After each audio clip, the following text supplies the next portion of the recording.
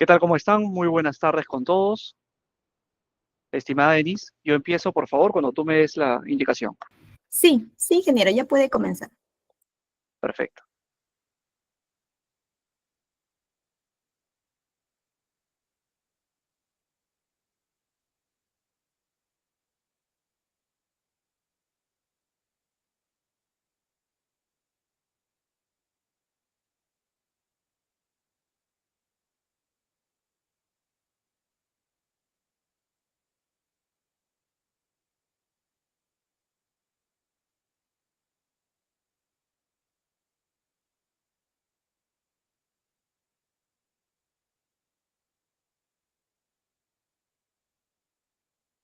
¿Me confirman, por favor, si pueden ver mi pantalla? Sí, sí se visualiza. Excelente. Bueno, les comento. Entonces, la sesión del día de ayer, del día lunes, perdón, nos ha permitido estudiar la evolución y tendencias actuales sobre la gestión de cadena de suministro. En gestión de cadena de suministro, todos ya hemos visto que la cadena de suministro es el conjunto de actividades, instalaciones y medios de distribución necesarios para llevar a cabo el proceso de venta de un producto, desde el punto de inicio hasta el consumidor final. Hemos coordinado cuál es el rol de la logística dentro de la cadena de suministro y cómo la logística ocupa un punto clave en la cadena de suministro. Cómo la gestión logística abarca, habíamos estudiado, las áreas de planificación y presupuesto, adquisiciones y contratación, gestión de almacenes, gestión de inventario, distribución, hasta logística inversa. Habíamos revisado a grandes rasgos a qué corresponde cada uno de estos puntos. Podemos coordinar de que la planificación y el presupuesto es un tema dos en uno, porque la planificación se hace referencia a la planificación de las adquisiciones que van a efectuarse en el año, y el presupuesto es aquel dinero con el cual se van a gestionar dichas adquisiciones y contrataciones. Además, además de los presupuestos operativos, hay un presupuesto denominado presupuesto logístico, que es el presupuesto con el cual la propia dependencia logística atiende sus requerimientos internos, principalmente asociado a sus situaciones operativas y a las gestiones de almacenes y gestiones de inventario. El segundo punto importante en la gestión logística son las adquisiciones y contrataciones. Cuando, cuando escuchamos hablar de gestión logística, eso es lo primero que se nos viene a la mente. Logística, adquisiciones y contrataciones. ¿Por qué? Porque es la parte más tangible de la gestión logística. Asimismo, tenemos la gestión de almacenes, gestión de inventario, distribución y logística inversa.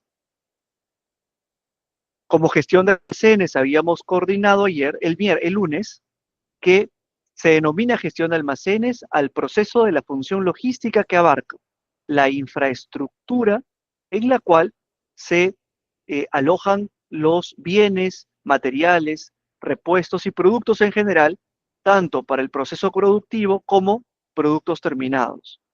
Por lo tanto, existen diferentes tipos de productos. Productos para almacenes intermedios, almacenes de distribución, almacenes de tránsito, de aprovisionamiento y de picking o de despacho.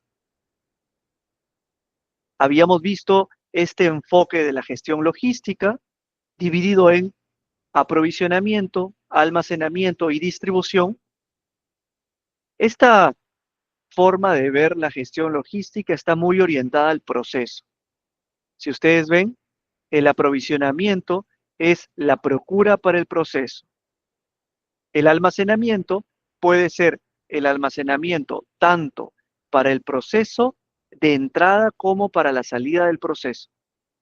Y la distribución enfocado a la gestión comercial de los productos. La logística funciona como el brazo operativo de toda empresa. Nos permite diversas acciones asociadas a colocar nuestros productos en el proveedor final. Tenemos el producto, el transporte y el consumidor final. Podemos hablar también de gestión logística nacional y gestión logística internacional. La gestión logística internacional, a diferencia de la gestión logística local, abarca un paso adicional, que es el paso de aduanas y el paso de puerto de salida y puerto de entrada. Pero como ustedes pueden ver, la logística nacional y la logística internacional va a tener los mismos actores. Un actor proveedor, un actor cliente. El actor proveedor puede ser fabricante, puede ser agente o puede ser un mayorista. Habíamos conversado sobre los 5 terms, que son los términos de comercio internacional, con los cuales regulamos las diferentes gestiones de adquisición internacional. A nivel de estrategias, rápidamente, habíamos estudiado las estrategias ABC, habíamos visto la estrategia de segmentación mediante la matriz de Kraljic, habíamos estudiado también la importancia sobre la estandarización, gestión de inventario, proveedores, gestión de riesgos, métricas de desempeño KPIs. Habíamos visto también la importancia sobre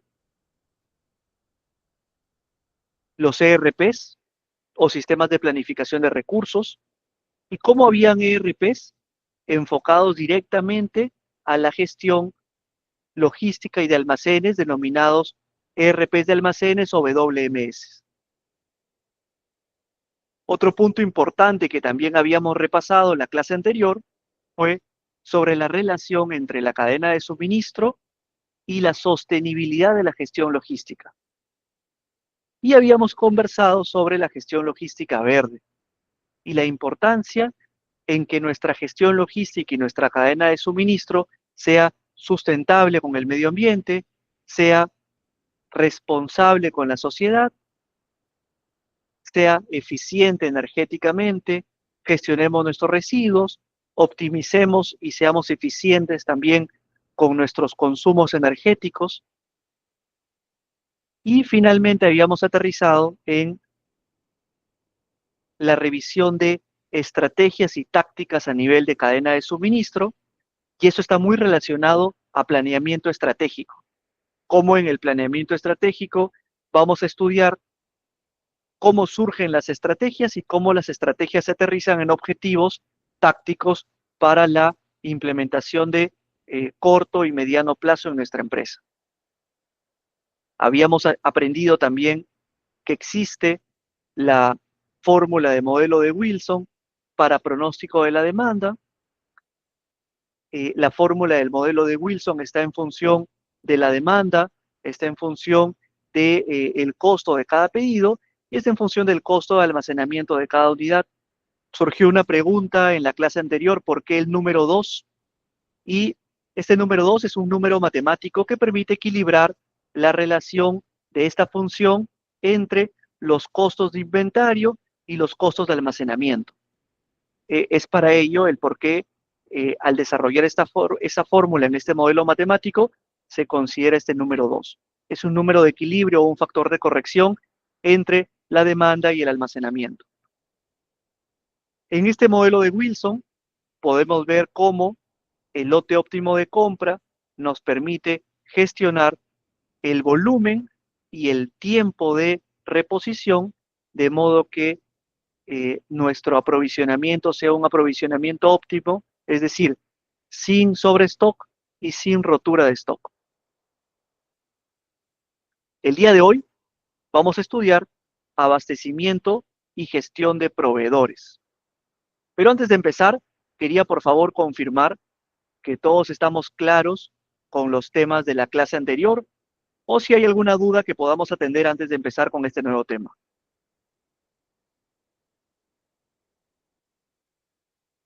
Perfecto, Julio. ¿Alguien más tiene? Ok, Juan, Freddy. Listo, entonces estamos todos claros. No obstante, si hubiese alguna duda en el camino, con todo gusto podemos hacer la pregunta y el equipo de Elevate Perú nos puede ayudar con indicarnos cuando hay alguna pregunta en el chat del grupo. Sí, ingeniero, hay una duda de parte de Roberto Minaya que dice que en la clase anterior consultó sobre qué fórmula se emplea para calcular el stock de seguridad y el punto de pedido. Perfecto. Lo tengo preparado para la clase de hoy. Hoy pienso tratar esos dos temas. Si les parece, lo dejamos para el desarrollo de la clase cuando entremos a hablar sobre gestión de inventarios. Perfecto. ¿Alguna otra consulta?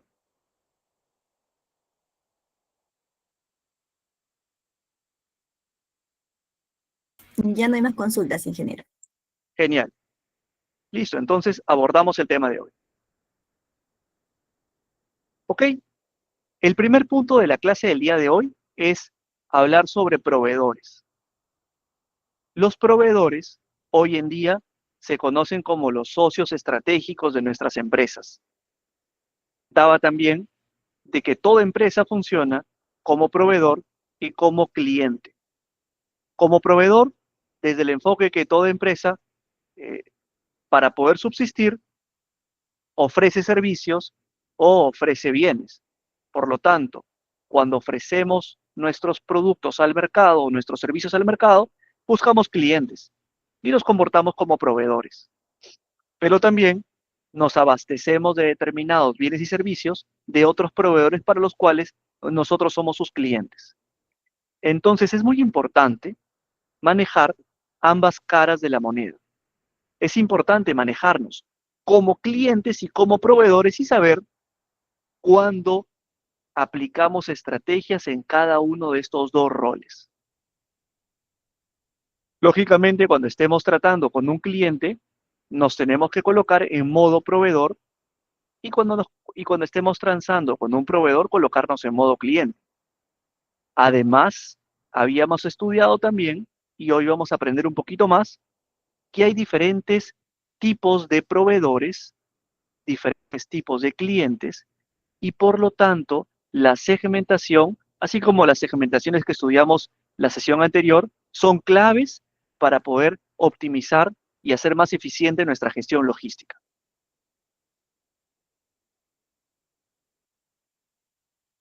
Entonces, vemos cómo el vínculo de la empresa y proveedor ha mutado desde una relación basada en el intercambio de bienes y servicios hacia una relación de aliados.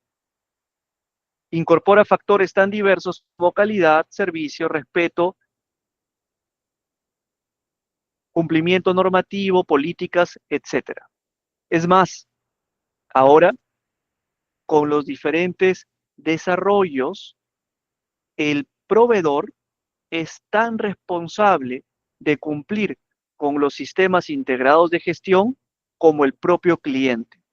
Es por eso que, y seguramente que más de uno lo ha vivido, a nosotros, cuando estamos en modo cliente o en modo proveedor, necesitamos también trasladar al proveedor y cumplir nosotros como proveedores con los sistemas integrados de gestión que tengan nuestros clientes o que tenemos nosotros como clientes. ¿Por qué? Porque el proveedor es responsable dentro de nuestro sistema y dentro de nuestra gestión de cumplir con los mismos estándares que cumplimos nosotros como clientes. Cuando hablamos de proveedores y cuando hablamos de selección de proveedores, tenemos que saber que los proveedores deben de cumplir por una serie de pasos hasta alcanzar una gestión comercial con nosotros como clientes. Actualmente, en la industria, se impulsa relaciones de largo plazo, de largo aliento con los proveedores. Se impulsa una nueva situación de competencia global, de internacionalización, un planteamiento de trabajo continuo cliente-proveedor, aprovechamiento de sinergias y reducción de ineficiencias. Esta situación no existía antes. Una forma, un esquema de evaluar proveedores o de evaluar relaciones con proveedores es en función de cuán alto queremos que sea el compromiso o la relación con los proveedores en el tiempo y en función de cuán eh, bajos o cuán eficientes pueden ser o cuán competitivos pueden ser los precios de estos proveedores. Es decir, cuando gestionemos proveedores o cuando a nosotros nos gestionen como proveedores, nos van a colocar en este cuadro. ¿Cuán importante es para el cliente mantener una relación de largo plazo con nosotros como proveedores? ¿O cuán importante es para ese cliente ajustarnos a nivel presupuestal? Y surgen estos 4 sectores. El primer sector es el sector de las compras no influenciadas, en el cual para nuestro cliente y nosotros como clientes también, no es tan relevante tener un proveedor de largo plazo. No nos quita el sueño. Y tampoco nos quita el sueño lograr grandes ajustes a nivel eh, presupuestal. Normalmente los productos de esta zona son productos que no nos quitan el sueño y que no nos preocupan. Enfoquémonos en las zonas azules. Las zonas azules son las zonas de productos en los cuales hay un bajo compromiso para establecer precios competitivos, o sea, es difícil establecer precios competitivos, pero busco yo una gran relación o una relación de largo plazo con mis proveedores. Lo mismo en la zona de abastecimiento equilibrado. Puedo establecer precios competitivos, pero a la vez puedo establecer relaciones de largo plazo. ¿A dónde debemos tender? Debemos buscar que nuestros proveedores se encuentren en cualquiera de estas 2 zonas azules. ¿Dónde o de qué zonas debemos de alejarnos? De las zonas rojas. Principalmente de la zona de rivalidad darwiniana. Consulta, ¿alguien o alguno ha escuchado alguna vez de la rivalidad darwiniana en gestión logística?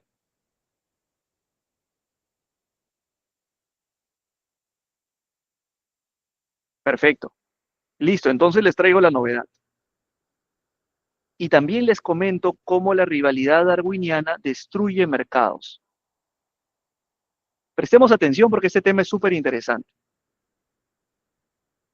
La rivalidad darwiniana es una competencia puramente en función de precio. Ninguna empresa y ningún proveedor se esfuerza por una relación a largo plazo y lo que se busca es exprimir al proveedor y hacemos una competencia de proveedores en función de precio. Pregunta, cuando la competencia entre proveedores es únicamente en función de precio, ¿cuál creen ustedes que es el riesgo? Hacemos competir a una serie de proveedores. Y el único criterio es el precio. ¿Cuál creen ustedes que es el riesgo y por qué se destruye el mercado? Perfecto, perfecto José, excelente, excelente con todos. La calidad. La calidad es la variable escogida en la rivalidad darwiniana y ahora les explico con un poquito más de detalle. Todos han dado en el clavo, es la calidad. Cuando hablamos de relaciones basadas en la confianza, que es el casillero azul izquierdo, estamos hablando de agilizar procesos sin estar buscando fuentes de abastecimiento. Estamos hablando de relaciones a largo plazo en base a la confianza. No estamos buscando reducir órdenes de compra, sino reducir trámites burocráticos internos para que los proveedores puedan continuar abasteciéndonos sin demoras. Es decir, estamos un poco rompiendo esquemas de burocracia, buscando relaciones a largo plazo. Lo mismo que en el abastecimiento equilibrado. Estamos buscando potenciar relación comprador-proveedor, creación de modelos de costo, creación de estrategias, construir sostenimiento de relaciones y la integración de abastecimiento para aprovechar también el know-how y la innovación del proveedor. Cuando estamos frente a la zona de compras no influenciadas, estamos simplemente en un mero abastecimiento al cliente.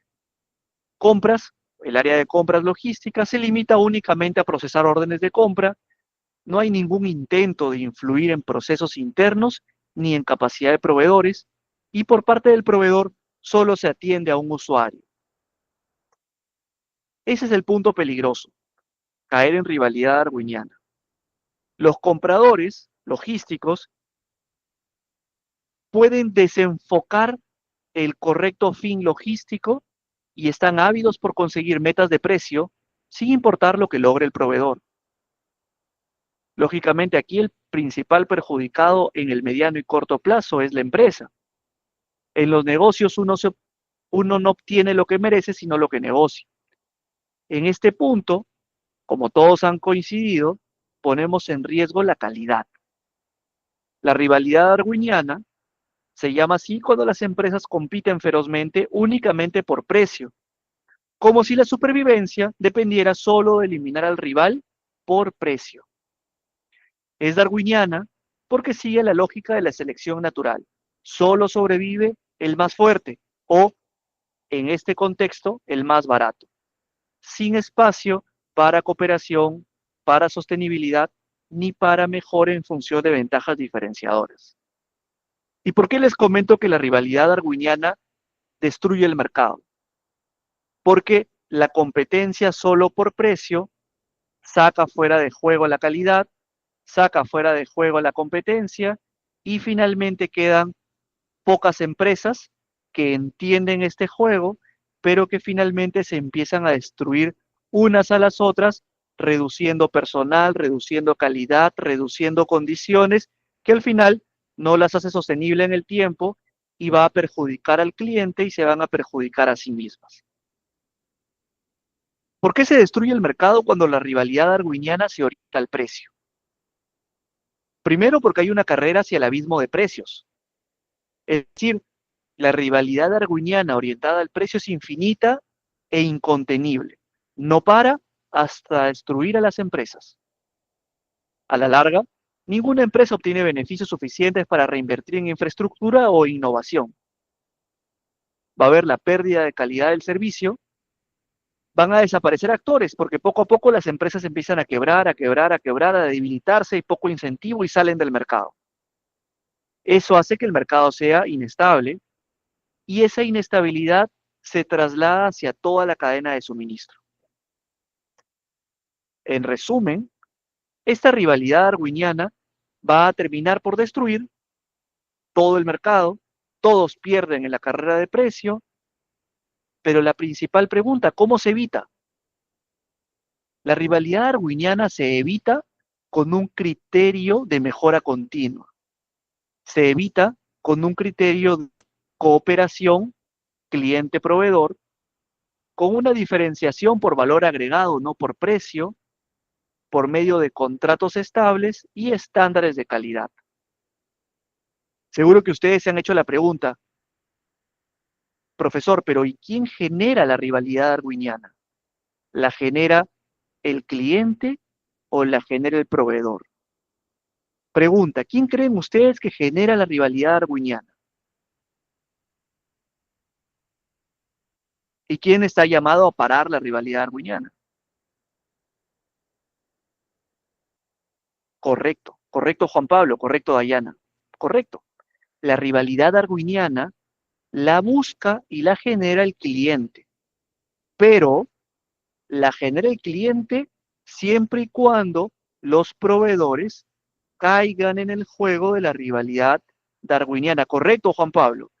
Los proveedores estamos llamados a parar la rivalidad darwiniana. ¿Cómo? Poniendo la calidad frente al precio. La calidad no es negociable. En ese sentido, los clientes inician la presión. demandando tarifas bajas. Pero los proveedores refuerzan la teoría y empieza a girar la rueda.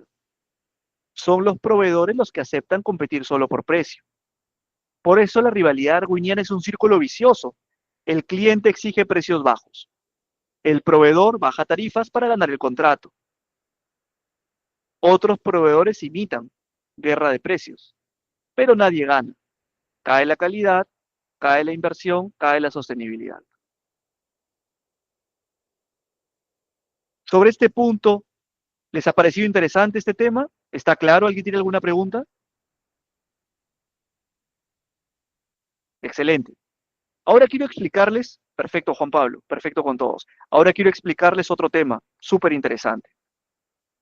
Voy a explicarles cómo podemos mejorar la relación proveedor-cliente. Vamos a hablar un poquito sobre contratos, vamos a hablar sobre proveedores, voy a compartirles un poco experiencias gestionando contratos, gestionando proveedores.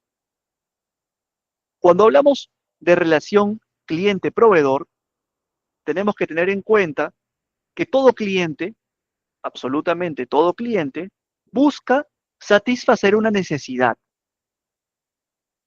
Y esa necesidad la va a satisfacer en un proveedor. El proveedor debe de atender esa necesidad en calidad, costo, entrega, cantidad y otros. En otros está la clave, porque otros es el valor agregado que va a permitir que este cliente sienta la necesidad de establecer una relación de largo plazo con el proveedor. ¿Todos los proveedores pueden atender el costo? Sí. ¿Todos los proveedores pueden atender la cantidad y el tiempo de entrega? Sí. La calidad también. Pero el valor agregado o la ventaja diferenciadora es lo que nos hace distinto entre un proveedor y otro. Y es lo que le permite al cliente tomar decisiones respecto a relaciones a largo plazo. Todo proveedor debe ser considerado como parte integral de la empresa. De modo que aprovechemos al máximo el conocimiento técnico y comercial de los proveedores. Al aprovechar el conocimiento técnico y comercial, vamos a entrar en un punto de selección adecuada de proveedores.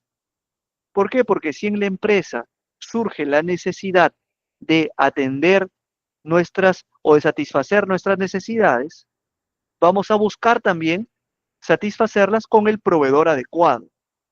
Y eso nos va a llamar a establecer relaciones basadas en la confianza y en el beneficio mutuo. Es decir, surge el tema de relaciones con proveedores. Hoy en día, el proveedor debe ser identificado como el protagonista junto al cliente para la existencia y para el futuro de la empresa. Hoy en día no podemos hablar de un futuro de empresa sin tomar en cuenta al proveedor. Es decir, crece la empresa, crece el proveedor. Y esto un poco se alinea a lo que conversábamos el día lunes de la responsabilidad social, ¿no? Ese proveedor va a suministrar lo necesario para que la empresa desarrolle sus actividades con normalidad. Además, asesoran en la comercialización y comparten información de mercado. A los proveedores se les debe considerar y tratar como socios del negocio. Entonces, los proveedores en esta nueva estructura configuran una estrategia junto al cliente. El comprador moderno, es decir, el equipo de logística moderno, entiende que el proveedor es tan importante para el cliente como el cliente para el proveedor. No son adversarios y no deberíamos buscar caer en rivalidad darwiniana de ninguna forma. Nuestro proveedor y nuestro cliente nos brindan la oportunidad de generar utilidades y un crecimiento común. Aquí seguramente que todos nos estamos preguntando sobre la importancia de conocer nuestro rol como cliente y nuestro rol como proveedor para poder sacar el máximo provecho de cada rol y buscar el crecimiento o el ganar-ganar con nuestros clientes y con nuestros proveedores. A esto se denomina integración cliente-proveedor. Hay una malla en la cadena de valor cliente-proveedor, en el cual tenemos un proveedor, tenemos una empresa, canales de distribución y consumidores finales. Esta relación cliente-proveedor tiene que ser una relación basada en confianza, beneficio mutuo y largo plazo. Esta relación cara al proveedor debe de buscar calidad, cero defectos, bajos tiempos de entrega, costos competitivos y un servicio de atención postventa inmediato.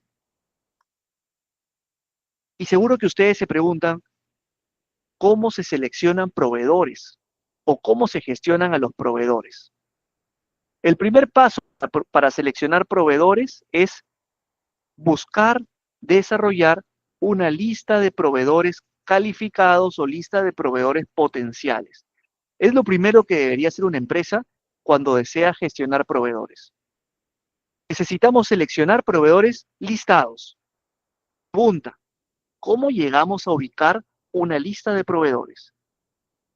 Hay muchas estrategias. Una de ellas puede ser recurrir a medios de comunicación, recurrir a agremiaciones, mediante procesos o mediante áreas de convocatoria de proveedores.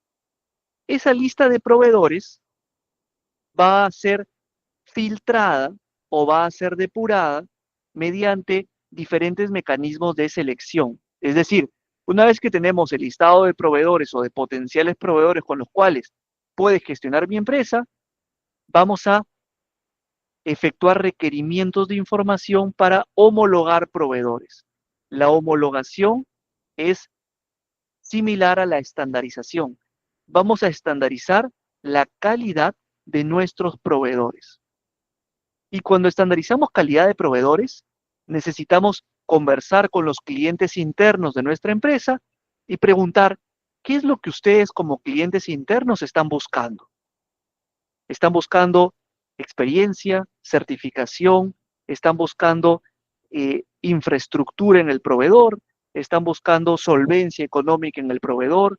¿Están buscando solidez legal, solidez contractual? ¿Están buscando que ese proveedor haya tenido un background en los temas que ustedes necesitan? ¿Cuáles son los puntos que yo como logístico tengo que requerir a estos proveedores preseleccionados? Esta información se solicita y se traslada a los proveedores para poder decantar en un registro de proveedores. Vamos a registrar los proveedores y vamos a evaluar a los proveedores. ¿Evaluar en función de qué? En función de la información que hemos requerido con soporte de nuestras áreas usuarias o áreas cliente. Esta preevaluación de proveedores nos va a permitir identificar cuáles son los proveedores calificados en cumplimiento de los criterios que ha identificado nuestra área usuaria o nuestras áreas usuarias, en función de reputación, referencias de otros compradores, estudios de información, evaluación del producto o servicio, en función de solvencia económica, en función de determinadas certificaciones de su personal, etc. Esta preevaluación nos va a permitir un punto de partida para poder armar nuestro banco de proveedores. Y este banco de proveedores es el banco sobre el cual vamos a gestionar futuros procesos de contratación o de adquisición. Ese banco nos va a permitir contar con proveedores de alta calidad, confiables, proveedores de largo plazo, proveedores que se conviertan en nuestros socios estratégicos. Pregunta, ¿cuántos de nosotros en sus empresas ya gestionan proveedores calificados o banco de proveedores calificados?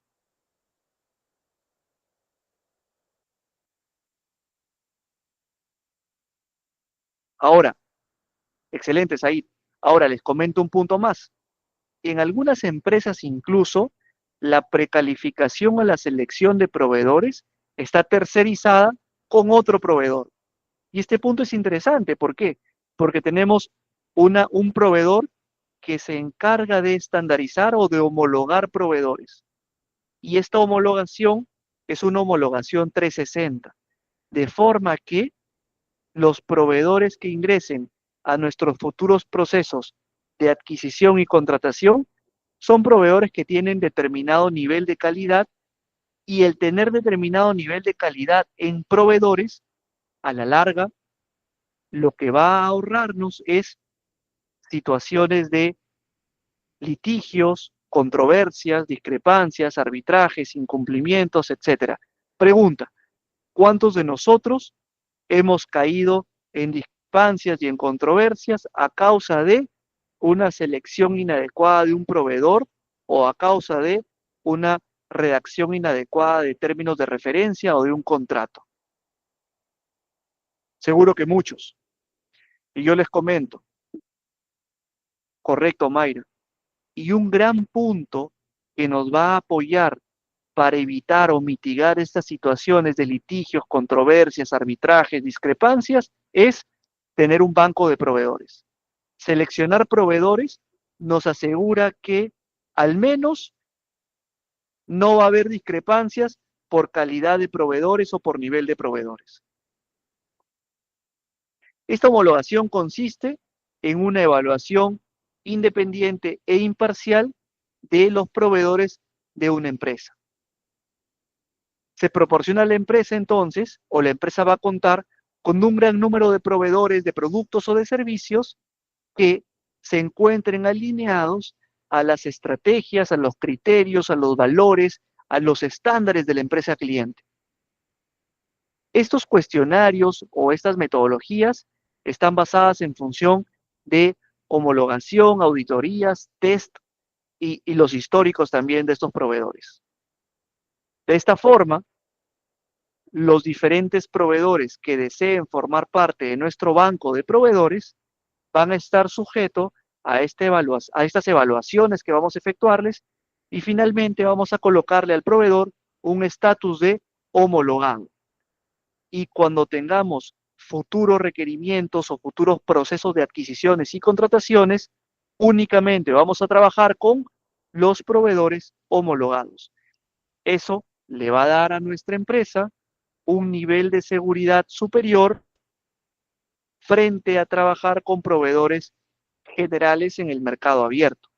Además, esta situación que les muestro en pantalla no debería ser tomada de ninguna manera como un acto discriminatorio, sino más bien debería ser tomado como un acto de impulso o un acto de motivación para que todos los proveedores den el gran salto desde el punto de proveedor interesado hasta el punto de proveedor homologado. En las empresas, este tránsito es gratuito, es decir, a ningún proveedor, o normalmente a los proveedores, no se les cobra por entrar en este proceso. Pero todo proveedor que transita por este proceso, independiente que se homologue o no, crece a nivel empresa, crece a nivel compañía. ¿Por qué? Porque se empapa de todo este conocimiento que se ha desarrollado en el camino para poder fortalecer sus procedimientos, sus políticas internas, y de no haber sido homologado en un primer intento, puede retornar y superar cualquier brecha técnica o brecha administrativa que no le haya permitido homologarse en una primera instancia. Antes de entrar a modelos de negociación y contratos, quería preguntarles si hay alguna consulta. ¿Está todo claro?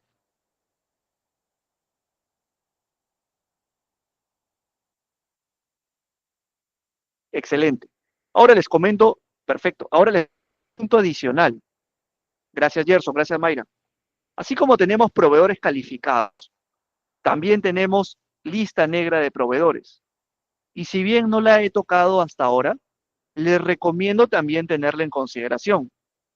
Es decir, así como hay proveedores homologados, también hay proveedores vetados en las empresas. ¿Por qué?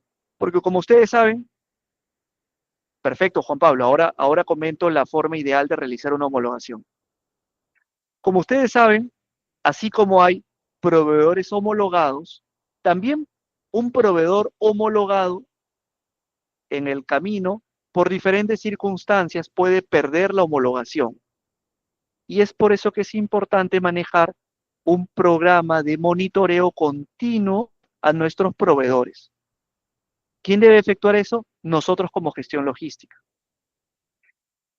Nuestros proveedores deben estar continuamente en proceso de actualización y si un proveedor falla, homologado, falla durante la ejecución o durante el suministro de un bien, ese proveedor sale de nuestro listado de proveedores homologados e ingresa a un listado denominado blacklist o lista negra de proveedores. Proveedores vetados temporalmente. ¿Y por qué temporalmente? Porque lo que estamos buscando es que ese proveedor reordene sus procesos internos y luego regrese para poder ser nuevamente calificado y ver si ha superado esa brecha para poder otra vez ser homologado. Ahora, vamos a conversar el proceso de homologación que estábamos viendo acá adelante. Cuando estamos hablando de homologación de proveedores, son los pasos que les estaba comentando en este punto. Lo primero para homologar proveedores es identificar todo el listado de proveedores relacionados con el rubro o con el core de nuestra empresa. Una vez que tenemos ese listado de proveedores, vamos a identificar cuáles son los requerimientos de información que vamos a solicitar a nuestros proveedores. Esta información normalmente la tiene que dar el usuario. Vamos a alcanzar esa información a los proveedores y luego vamos a evaluar la información presentada por los proveedores. Y aquellos proveedores que pasen los filtros que nosotros mismos hemos trazado, filtros técnicos, filtros de clasificación, esos filtros van a originar que los proveedores que logren pasar satisfactoriamente dichas medidas conformen nuestro programa de proveedores homologados. Y ese programa de proveedores homologados es el programa con el cual nosotros vamos a trabajar en adelante. Es decir, cualquier futura adquisición o contratación se va a avanzar únicamente invitando o convocando proveedores homologados. Aquí algunas dudas que seguro tienen ustedes. ¿La lista de proveedores homologados es una lista cerrada? No. Pero la política de cómo homologar y la política de cómo actualizar esta lista debe ser desarrollada y aprobada por el cliente. El cliente debe definir cuáles son los pasos para homologar, cuál es el periodo de vigencia de la homologación, con qué frecuencia se va a actualizar la lista de proveedores homologados, etc.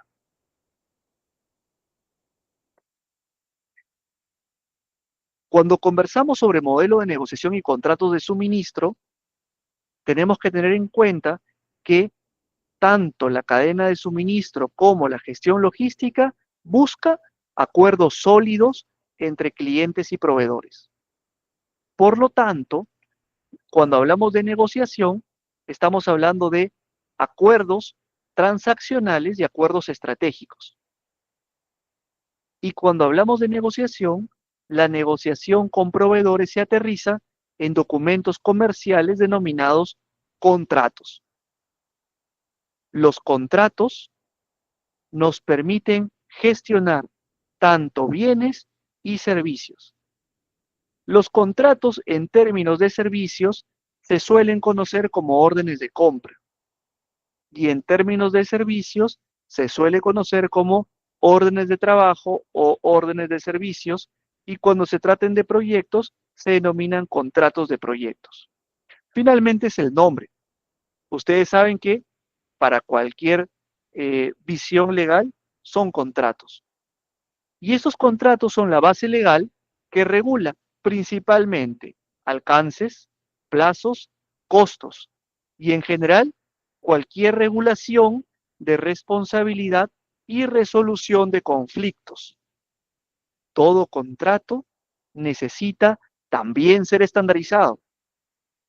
Normalmente, las empresas con muchas sucursales o sedes necesitan sobre todo estandarizar contratos de bienes y contratos de suministro. ¿Por qué?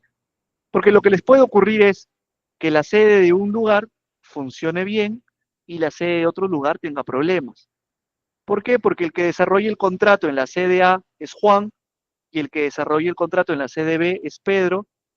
Y si trabajamos solamente con el criterio de Juan y el criterio de Pedro, la empresa va a estar a merced de cuál de los dos tenga el mejor criterio o cuál de los dos tenga la mejor formación para desarrollar contratos. Lo que no podría pasar si es que nuestra empresa desea tener una ventaja diferenciadora y continuar desarrollándose en el tiempo. ¿Qué es lo que debe buscar una empresa? Una empresa debe buscar estandarizar sus contratos, estandarizar su redacción de contratos, homologar su redacción de contratos, homologar las cláusulas, homologar los anexos y el contenido de sus contratos. ¿Para qué? Para que independiente si el contrato lo hace Juan o si el contrato lo hace Pedro, las cláusulas, el contenido, la redacción y los anexos que se encuentran en ese contrato son exactamente los mismos. Eso le va a permitir a logística hacer un trabajo eficiente, al proveedor cumplir con toda la regulación que necesita la empresa y le va a permitir al usuario o al ejecutor no tener ningún problema al momento de administrar ese contrato. Pregunta, ¿cuántos de nosotros, yo voy a levantar la mano también, hemos tenido problemas por redacción de contrato con vacíos de cláusulas o con incongruencias en la propia redacción de los contratos? Yo también levanto la mano, yo también he tenido esas situaciones. Es más, cuántos de nosotros hemos estado en circunstancias en las cuales en una misma empresa, en un área desarrollan contratos de una forma y en otra área desarrollan contratos de otra forma, siendo la misma empresa? Es más, las cláusulas son diferentes, los anexos son diferentes y eso perjudica tanto al gestor logístico como también perjudica al administrador de los contratos.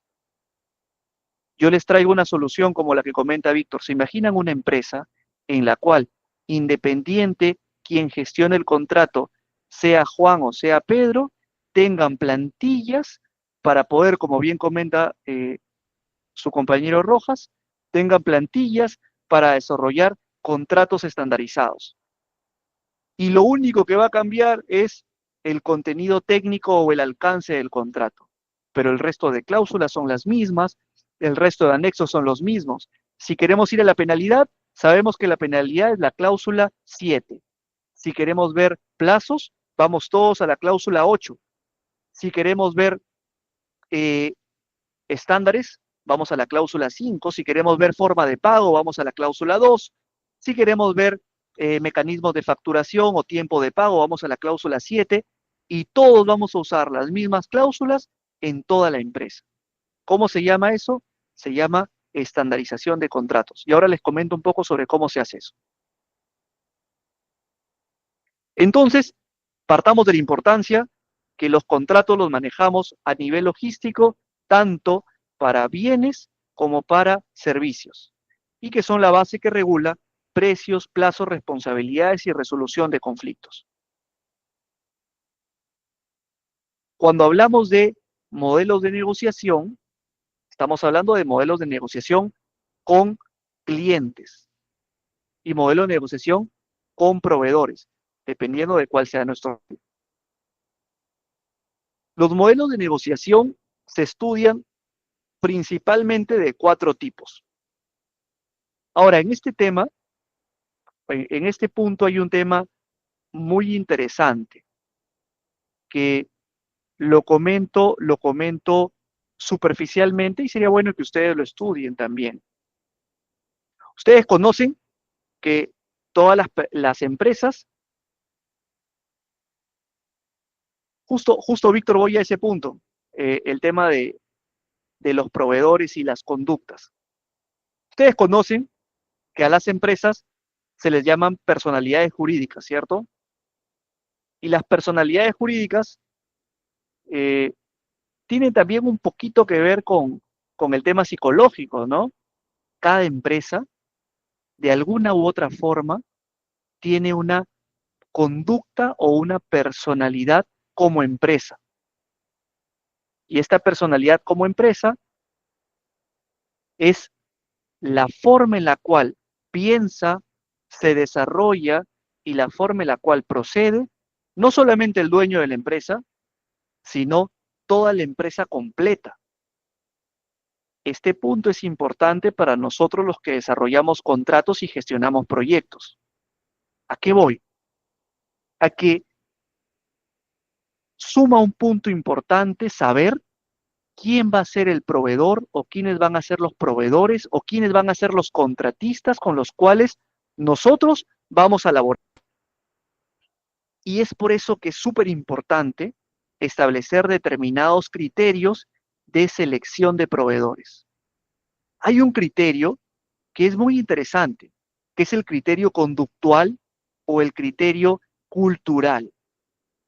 Y no me refiero a cultura desde un punto de vista discriminatorio, sino a cultura respecto a cómo esta empresa o cómo estos proveedores han gestionado contratos años atrás en el pasado con otros clientes. Ese punto es un punto muy importante. Tenemos que saber y tenemos que buscar los históricos de cómo nuestros futuros proveedores o cómo los proveedores que en algún momento vayan a formar parte de nuestra base de datos de proveedores calificados se han desarrollado con otros clientes. Buscar esas experiencias. ¿Por qué? Porque si las experiencias con otros clientes no han sido las mejores, no tengamos duda de que tampoco van a ser las mejores con nosotros. Desde el punto de vista de negociación, podemos hablar de negociación disruptiva, competitiva, integrativa y colaborativa. ¿Cuáles son las negociaciones que tenemos que buscar? Tipo integrativa y tipo colaborativa. La tipo integrativa es una negociación, eh, vamos a decir mayoritariamente económica. Ambos buscamos un beneficio, ganar, ganar. Buscamos beneficios mutuos, contratos a largo plazo y generar confianza. Hay otro tipo de negociaciones denominadas colaborativas, que son negociaciones de un tipo un poco más holístico, una negociación un poco más elevada, en la cual buscamos alianzas estratégicas, co-creación de soluciones y fomentamos la innovación, más allá del tema económico. La negociación colaborativa o las relaciones colaborativas con proveedores son superiores a las relaciones integrales. Hay dos tipos de relaciones que deberíamos buscar evitar. Una es la relación distributiva, ganar-perder, en la cual yo como cliente busco ganar y ese ganar a costa de hacer perder o hacer caer a mi proveedor. Y viceversa, donde el proveedor busque ganar a costa de hacer perder o hacer caer al cliente. Estamos centrados en precio, riesgo de pérdida de calidad, etcétera. Es una negociación en la cual debemos de evitar y tampoco no caer. Cuando evoluciona la negociación distributiva, evoluciona en una negociación competitiva, ¿no? En la cual podemos caer en ventajas rápidas, en descuentos extremos, en riesgo de rivalidad darwiniana. Nosotros mismos como clientes y los proveedores también podríamos fomentar esas dos situaciones en las cuales es preferible no caer. Si queremos buscar una relación puramente económica, es preferible buscar una relación integrativa. Y si hacemos los esfuerzos, deberíamos caer en una relación del tipo colaborativa.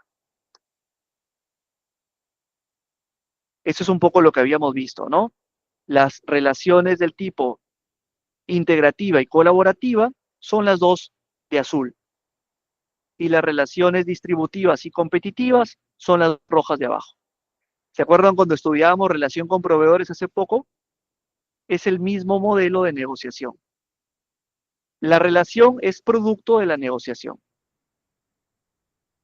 Cuando hablamos de modelos de contratos, cuando estamos estudiando modelos de contratos, hay diferentes tipos de contratos. Hay contratos tipo spot, contratos tipo marco, contratos tipo largo plazo y contratos tipo EPC o contratos tipo llave en mano. Cuando hablamos de contratos tipo spot, estamos hablando de compras puntuales, útiles para necesidades inmediatas, precios volátiles. Cuando hablamos de contrato tipo marco, son contratos en los cuales el cliente maneja una suerte de carta o de menú y en función de los requerimientos que se presenten en el tiempo, ese cliente va haciendo sus pedidos de esa carta o de ese menú con precios fijos y el proveedor o el contratista ingresa y cumple con ese alcance puntual determinado en el contrato marco. El contrato marco podría ser un tipo de contrato a largo plazo, brindando estabilidad de precios, suministros y favoreciendo la planificación. Por ejemplo, podemos hacer contratos marco para suministros o contratos marco para algunos servicios de mantenimiento, algunos servicios de inspección o reparaciones. Cuando estamos hablando de construcciones, estamos frente a contratos del tipo EPC. EPC o contratos de tipo llave en mano, en los cuales el contratista se encarga del diseño, de toda la procura y de la construcción hasta la transferencia final al cliente. Entonces, principalmente en nuestro sector, seguramente que hemos tenido la oportunidad de trabajar con contratos tipo spot o compras puntuales, contratos tipo marco o contratos tipo EPC. Los contratos tipo EPC no tienen escala, no hay un tope de dinero o un mínimo de dinero para determinar que un contrato es EPC o no, basta el alcance. Y en el alcance tenemos a una compañía que desarrolla ingeniería, efectúa la procura y cierra con la construcción de nuestro servicio. Y los contratos de suministro o las adquisiciones pueden manejarse bien por contrato tipo marco o bien por contrato tipo spot. Sobre este punto, ¿alguna consulta, por favor?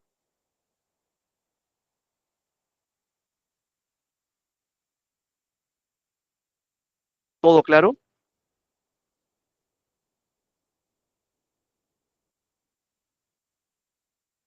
Excelente.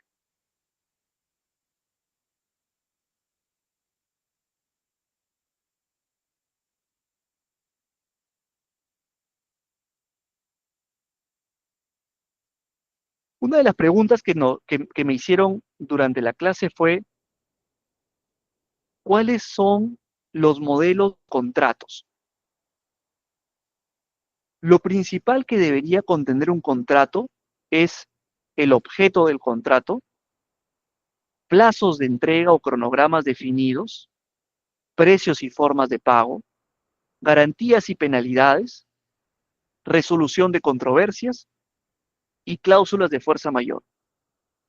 Pero si mi contrato, sea de bienes o de servicios, únicamente abarca estos puntos, voy a caer en el juego que les comentaba hace un poco, ¿no? En el juego de la redacción del plazo, la voy a hacer a mi criterio, pero mi compañero la puede hacer de otra forma. El precio y la forma de pago también, yo tengo un criterio y el colega tiene otro criterio. Y así sucesivamente. Probablemente, si ustedes ven, aquí no estamos hablando de seguros, aquí no estamos hablando de fianzas, aquí no estamos hablando de situaciones de seguridad, etcétera. Y puede cada empresa tener sus propias políticas y procedimientos internos que necesitan que el proveedor cumpla, pero si no lo regulamos en el contrato, sea de bien o de servicio, ese proveedor no lo va a poder cumplir. Y les pongo un ejemplo. Una de las plantas para las que trabajé tiene dentro de su sistema un sistema integrado de gestión. Y, y esta empresa necesitaba abastecerse de determinados productos. El no incluir las condiciones ISO, en este caso las ISO de calidad, dentro del contrato con el proveedor, evitó que el proveedor o no permitió que el proveedor cumpla con estas condiciones ISO. Y eso le generó una situación compleja porque justo estaba en una condición de auditoría ISO. Entonces, ustedes se imaginan lo complejo que tú como empresa cumplas con todas tus condiciones de calidad, de seguridad, de medio ambiente, de protección al trabajador, etcétera, pero al no contemplar estas condiciones o estos requerimientos en tu contrato, el proveedor o el supervisor o el contratista las incumpla y eso te genere una falta frente a tu propio sistema integrado, complejo, ¿no? ¿Cómo lo evitamos? Lo evitamos mediante la estandarización de contratos. Y la estandarización de contratos puede ser in-house, es decir, dentro de nuestras instalaciones, o también la estandarización de contratos la podemos alcanzar mediante buenas prácticas o mediante alguna regulación internacional. Yo les quería hablar respecto a generación de contratos de las normativas FIDIC. Pregunta, ¿habíamos escuchado hablar alguna vez de la normativa o de los estándares FIDIC? Los estándares FIDIC, correcto, los estándares FIDIC son estándares o buenas prácticas para desarrollar contratos. Justo lo que ustedes necesitan, Darío, Jorge. Son estándares internacionales específicos para desarrollar contratos. Y eso a todos o a más de uno nos cae como anillo al dedo. Todos los que estamos con el problema de en mi misma empresa tengo 20 personas que desarrollan contratos en logística y cada quien, por más que tratemos de ponernos de acuerdo, cada quien tiene un diferente enfoque en redacción o en asumir una cláusula frente a otra. Pero si todos tomamos en cuenta un modelo, no va a haber pierde. ¿Por qué? Porque esta plantilla ya viene redactada y lo único que tenemos que hacer es efectuar variaciones o actualizaciones del core o del alcance de cada contrato o de cada bien o de cada servicio. Les pongo un ejemplo. Este modelo FIDIC está preparado para diferentes escenarios de contratos. Por ejemplo, si necesito construir una planta, tengo el modelo de FIDIC amarillo. Es ideal cuando el contratista debe diseñar, proveer y montar equipos o instalaciones. ¿Cuántos de nosotros hemos desarrollado contratos para determinados servicios en nuestras empresas? Un contrato para montar un equipo o un contrato para instalar determinado bien o determinado accesorio o construir determinada instalación. Incluye procura, fabricación de equipos y su instalación. Es muy usado en plantas industriales de energía y proyectos con suministro especializado. ¿Cómo se llama este libro? Es el libro amarillo. Este libro amarillo se adquiere a FIDIC, que es el Instituto de Gestión de Contratos, se adquiere y con este libro nos guiamos como manual y lo podemos estandarizar en nuestra empresa. Ahora, yo trabajo en una empresa que gestiona contratos de proyectos, ¿ok? Entonces a mí me sirve el libro Silver o el libro Plata. Y este libro Plata sirve para proyectos EPC, en el cual tengo un mayor alcance que respecto al libro FIDIC, porque voy a trabajar únicamente con proyectos de diseño, procura, construcción y puesta en operación de plantas. De esta forma, lo que buscamos es nosotros como clientes transferir todos los riesgos al libro, que va a ser el contrato. Y en este punto, si recordamos la negociación, estamos buscando estar en una negociación colaborativa. ¿Por qué? Porque al yo transparentar en un contrato todos mis riesgos, estoy informando al proveedor o al contratista para poder generar soluciones en conjunto y buscar la innovación. Si yo pienso ocultar determinados riesgos y esperar que el contratista se los encuentre en el camino como si fuera una mina enterrada, estaría en este punto. Este punto lo que me va a llevar es que el contratista o lo voy a destruir económicamente hablando, o el contratista no lo va a aceptar y voy a estar en un litigio, en una controversia, en un arbitraje, en una situación legal indeseada tanto para el cliente como para el proveedor. También tenemos el libro dorado, el libro verde, y en resumen, hay más libros, les he traído los que creo que se adaptan a nuestra coyuntura de gestión logística. En resumen, tenemos que la procura simple o adquisiciones menores podemos gestionarla desde el libro verde. Si queremos trabajar con procura más instalación, podríamos usar el libro amarillo. Procura completa más obra más puesta en marcha, el libro plata, y una procura más una operación, usar el libro dorado. De esta forma, hemos atendido la pregunta de cómo gestionar contratos de forma que nuestra relación sea una relación colaborativa. Sobre este alcance, ¿alguna duda? ¿Está todo claro? ¿Les ha parecido interesante, novedoso? ¿Conocían de esto?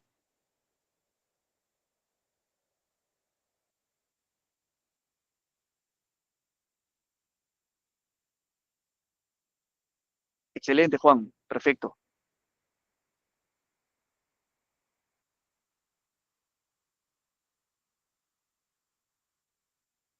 Excelente. Hoy en día, hay una pregunta de Darío. Hoy en día, las empresas que desarrollan contratos a gran escala ya están trabajando con estos libros FIDIC.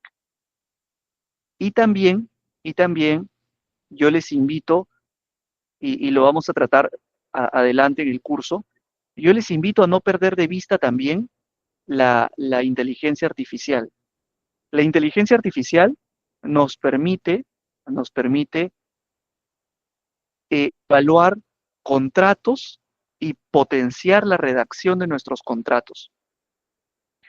Hace, hace poco estuve en una capacitación en la India sobre gerencia de proyectos y gestión de contratos, y les comento que en la India utilizan mucho inteligencia artificial e inteligencia artificial con desarrollo in-house. Ustedes saben que este país es un país que está desarrollando muy rápido y está desarrollando sobre todo en infraestructura, y desarrolla mucho en infraestructura temas de vías de comunicación terrestre, mucho aeropuerto, muchos terminales portuarios, y estos proyectos se construyen en base a tener contratos sólidos. Debe haber, detrás de todo proyecto, recuerden, detrás de todo proyecto hay siempre una gestión contractual sólida. Y para tener una gestión contractual sólida, necesitamos una gestión logística sólida. Ahora, este tipo de empresas ya están gestionando sus contratos con inteligencia artificial. ¿Cómo? Cargan contratos propios, cargan libros FIDIC y permiten o le solicitan a la inteligencia artificial homologar contrato con libro FIDIC y obtener lo mejor de cada uno de estos puntos. De manera que podamos tener nuestras propias versiones de contratos in-house, aplicando las cláusulas FIDIC y aplicando el know-how propio de cada empresa. Y luego viene lo que decía Juan, luego viene la estandarización.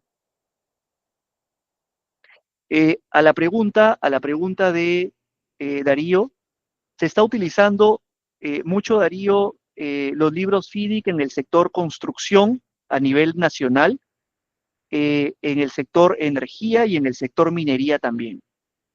Las empresas EPCistas que están viniendo de afuera están fomentando el desarrollo de contratos bajo la metodología FIDIC.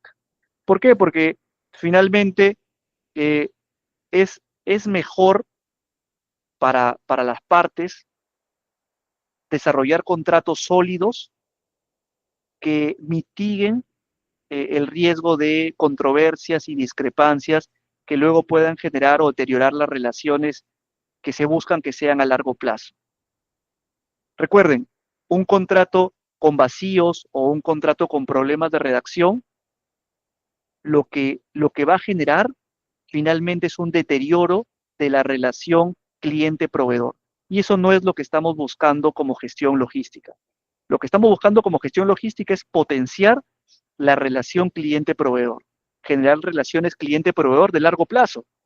Pero esta relación se puede ver manchada con un contrato inadecuado. Un contrato inadecuado que no permitan que las partes puedan dar lo mejor de sí y que finalmente esto repercuta en la calidad del servicio y que decante en controversias, en arbitrajes, en litigios que ninguna de las dos empresas eh, busca y que tampoco obtiene beneficio alguno de ello. Hasta aquí, por favor, ¿alguna pregunta?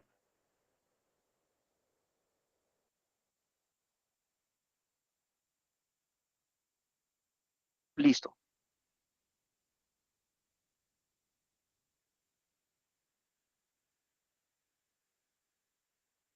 Hay un punto importante que planteo como antesala para las próximas sesiones, que es el punto de los KPIs logísticos.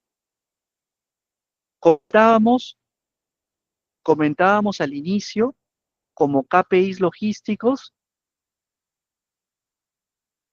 comentábamos como al inicio como KPIs logísticos a aquellos indicadores de gestión o indicadores de desempeño que nos permiten monitorear los objetivos principales de nuestra gestión. Habíamos comentado también que los KPIs logísticos, si bien los podemos encontrar en libros o los podemos encontrar en benchmarking con nuestra competencia, lo mejor es desarrollarlos de manera customizada. ¿Y cómo desarrollamos KPIs de manera customizada? Con planeamiento estratégico. Y un poco el planeamiento estratégico, nos va a permitir aterrizar en los KPIs que ya todos conocemos, ¿no? En el nivel de servicio al cliente, en las tasas de devoluciones, costos de almacenamiento, tiempos de ciclo perdido, índices de rotación, etcétera. Pero la pregunta no es qué KPI tiene mi vecino o qué KPI existe, sino la pregunta es qué KPI necesita mi empresa. Y yo creo que esa es la pregunta que tenemos que hacernos todos. ¿Cuál es el KPI que mi empresa realmente necesita? Más allá de cuál es el KPI que puedo encontrar en un libro, o el KPI que mejor me suena, o el KPI que es el más buscado o el más usado.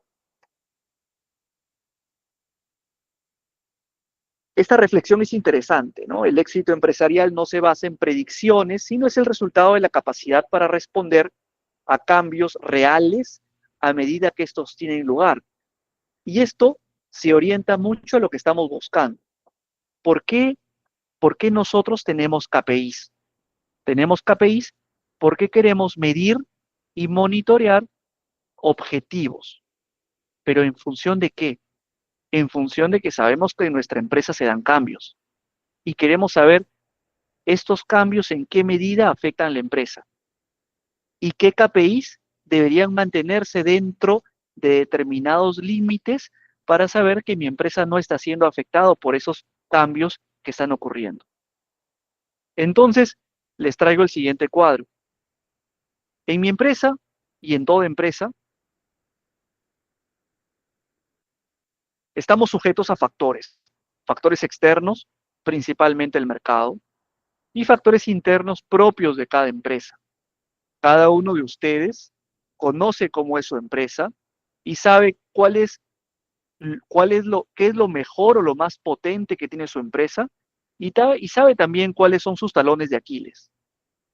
También cada uno de ustedes sabe cuál es el plus que el mercado le ofrece a su empresa y cuáles son las situaciones que nos pueden golpear como mercado. Para algunas empresas, el fenómeno del niño puede ser una amenaza externa y para otras puede ser una oportunidad grandiosa. Para otras empresas, una enfermedad infecto-contagiosa puede ser una oportunidad y para otras una amenaza. ¿Con qué voy? Que cada empresa debe identificar sus propias estrategias y aterrizar sus propios objetivos. Los objetivos de corto plazo son los que se denominan KPIs y estos KPIs se reportan y este reporte a su vez tiene un monitoreo y control periódico. ¿Por qué? Porque los factores internos y externos son dinámicos. Al ser dinámicos los factores, al ser dinámica la empresa y el mercado, la identificación de estrategias y la revisión de KPIs tiene que ser periódica. Y esto debe estar alojado en las políticas de planeamiento y las políticas gerenciales de cada empresa. Cada empresa debe tener sus propias políticas respecto a con qué frecuencia actualizar los KPIs de su empresa, a con qué frecuencia actualizar los monitoreos y a con qué frecuencia o en qué situaciones identificar que estos factores ameritan que aun cuando no se haya cumplido el periodo, necesitemos actualizar nuestros KPIs. De esta forma, he preparado una clase solo de KPIs para la sesión 5, en la cual vamos a aprender todos cómo calcular KPIs en nuestras empresas. De esta forma, vamos a saber si nuestra empresa realmente necesita de estos KPIs o necesita de otros, y vamos a saber cada uno de nosotros cómo llegar a identificar estos KPIs, cuáles son los mecanismos de medición, cuáles son los periodos a establecer, quiénes van a ser los responsables de cada medición, etcétera. Y para cerrar, hubo una pregunta que me hizo uno de sus compañeros respecto a las existencias de seguridad. Voy para acá. Perfecto, aquí. Listo. Una pregunta de sus compañeros respecto al stock de seguridad.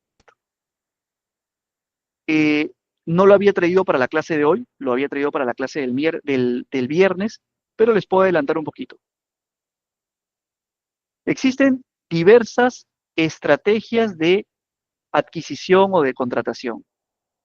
Respecto a adquisición, existen estrategias de adquisición tradicionales y estrategias de adquisición innovadoras. En las estrategias de adquisición tradicionales, ¿cuál es lo tradicional? Lo tradicional es recibo el requerimiento del cliente, mi cliente interno o mi usuario, salgo al mercado, coloco la orden de compra y llega el producto. Esa es una gestión tradicional. ¿Hay gestiones innovadoras? Sí, claro, hay gestión just in time, hay relaciones de largo plazo con proveedores, etcétera. Hay algunas relaciones incluso que ya tienen nombre, como por ejemplo el BMI, que es el Vendor Management Inventory, en la cual eh, el, el, el propio proveedor hace la evaluación de inventarios y él mismo hace la renovación de stocks. Y es más, hay otro tipo de relación en el cual el propio proveedor es el que está dentro de mi planta y él mismo se hace su propia orden de compra, y él mismo trae el producto y él mismo hace los recambios. Tenemos bastante innovación y eso lo vamos a conversar la próxima sesión. Pero su compañero me comentó sobre el stock de seguridad. El stock de seguridad funciona bien en la gestión tradicional. Y en esta gestión tradicional, este stock de seguridad recibe diversos nombres, ¿no? En algunas empresas le conocen como código de reposición automático, código de reorden, código de seguridad, pero independiente del nombre, es la cantidad de producto que debe de existir siempre en el almacén. Es la cantidad adicional de producto que se mantiene en un almacén para prevenir una rotura de stock en determinadas situaciones previamente estudiadas por el área de riesgos de la empresa. En la empresa X han identificado que los productos A, B y C necesitan ser gestionados bajo la modalidad tradicional con stock de seguridad. Y el stock de seguridad no lo determina, y este punto es interesante. Bueno, va a depender de la política de cada empresa, pero el stock de seguridad normalmente no lo determina el área logística. El stock de seguridad lo determina el usuario. Y en algunas empresas un poco más grandes se hacen una suerte de comités de evaluación de seguridad y riesgos de las plantas o de las instalaciones, en el cual identifican qué productos, repuestos y equipos críticos necesitan una gestión logística tradicional, es decir, qué equipos, repuestos, productos, materiales críticos no pueden ser manejados por otro tipo de esquema que no sea el tradicional. Y de esta forma se establece un stock de seguridad o un stock crítico, y menos de ese stock no puede haber en el almacén. Y en automático, cuando por algún motivo se consume, imagínense que el stock de seguridad del repuesto X sean 4 piezas siempre de manera permanente en planta. Por A o B baja un número, en automático se genera la orden de reposición o de recambio. ¿Por qué? Porque como hemos visto, de ese producto no puede haber menos de la cantidad identificada por este equipo de gestión de existencias de seguridad. Es una condición no de todas las plantas, no de todas las empresas, de determinadas empresas, sobre todo empresas que manejan algunos procesos críticos, tanto por la seguridad de las personas como por la seguridad de las instalaciones. ¿Ok? Eh, Muy buena pregunta la de Cristian. ¿Cuál es la necesidad de tener políticas en la empresa? Las políticas son fundamentales para la estandarización de los procesos. Toda empresa necesita o toda empresa debería contar con políticas, porque las políticas, lo que hacen es ordenan el cómo se trabaja dentro de la empresa. Y ese ordenamiento es importante para poder, ser más eficientes y competitivos en el mercado. ¿Alguna pregunta adicional, por favor?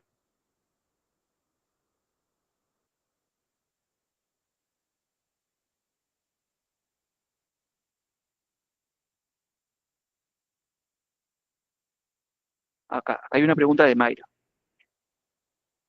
Respecto al listado de proveedores que se debe tener en cuenta para la homologación, ¿qué plataforma o página recomienda para buscar proveedores y empezar con el proceso de homologación? Muy interesante, Mayra. Realmente para el proceso de homologación, actualmente eh, hay dos caminos bastante bien definidos. El primer camino es desarrollo in-house, es decir, que la propia empresa, con el área de tecnologías de la información, el área de logística y las áreas usuarias, creen un equipo de trabajo, un task force, que puedan desarrollar las bases para este listado de proveedores calificados. Ese es un primer camino. Otro camino es contratar, hay compañías consultoras que se encargan de desarrollar todo el proceso de homologación. Y esas compañías consultoras, incluso una vez que desarrollen todo el proceso de homologación, quedan de manera operativa administrando este proceso de homologación o administrando estas plataformas. Hay una pregunta de Ángel, dice, ¿podría recomendar alguna lectura para evaluar? Sí, claro. Me había olvidado de comentarles.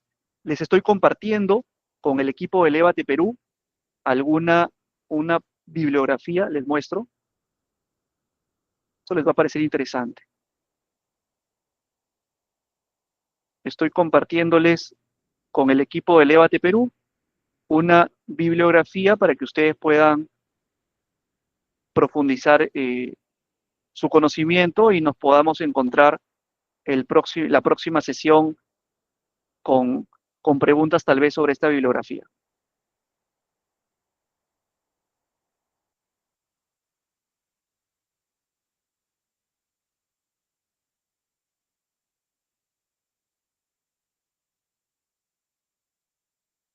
¿Alguna otra pregunta adicional? Acá tengo una pregunta de Cristian. Dice, los procedimientos no es lo mismo que políticas, ya que te dicen cómo hacer algo.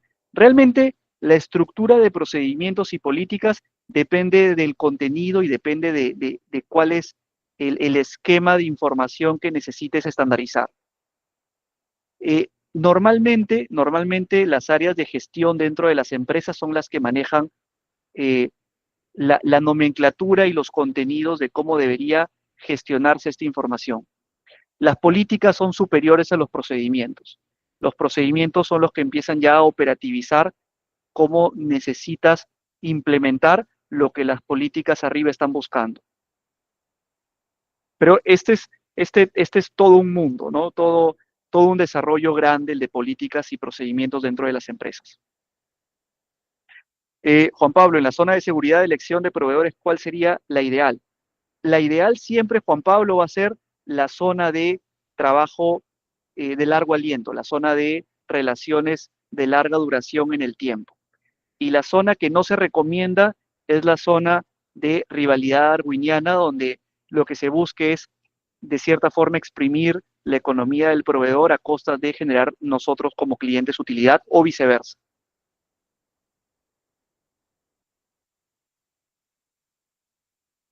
Excelente. No, nuevamente, la clase de hoy ha sido un éxito. Agradecerles por sus excelentes preguntas, agradecerles por su tiempo y también al equipo de Elévate Perú, por supuesto, por la invitación. Ok, ingeniero, muchas gracias por la sesión del día de hoy, de igual manera por resolver todas las dudas de los profesionales. Nos vemos en la próxima sesión, estimados profesionales. Les comento que el link de asistencia ya ha sido compartido por el chat y también va a ser compartido por su grupo de WhatsApp, ¿sí? Les recuerdo también que esta clase está siendo grabada y será compartido el día de mañana por su grupo de WhatsApp para que puedan visualizarlo en su aula virtual. El material educativo, como el PPT y lecturas, ya está en su aula virtual hasta el módulo 5. Ya pueden ingresar. Recuerden que para acceder a la aula virtual y acceder al PPT es necesario antes realizar su inversión de 89,90. Este monto está incluido ya su certificación avalada por el Ministerio de Trabajo y Promoción del Empleo, con 120 horas académicas. Si desean acceder a esa promoción, el valor promocional, les recuerdo que el plazo es hasta la última clase, el 8 de octubre. Lo pueden hacer desde ahora o hasta esa fecha. Así que tengan muy buenas noches a todos y un excelente fin de semana.